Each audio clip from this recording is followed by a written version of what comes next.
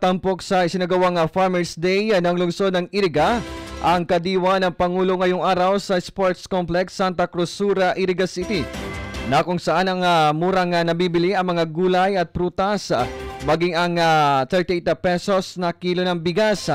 Ayon sa naturang nagbebenta nito, ay mura lamang anya nilang mabibili ang mga gulay at prutas. Tulad na lamang anya ng isang pirasong malaking apple ay nagkakahalaga lamang anya ng 35 pesos at tatlong piraso naman na 100, habang ang ampalaya ay 100 ang kilo at ang talong naman ay mabibili sa 110 kada kilo at iba pang mga bilihin na mabibili lamang sa murang halaga. Habang ang presyo naman ng bigas ay nasa 38 pesos.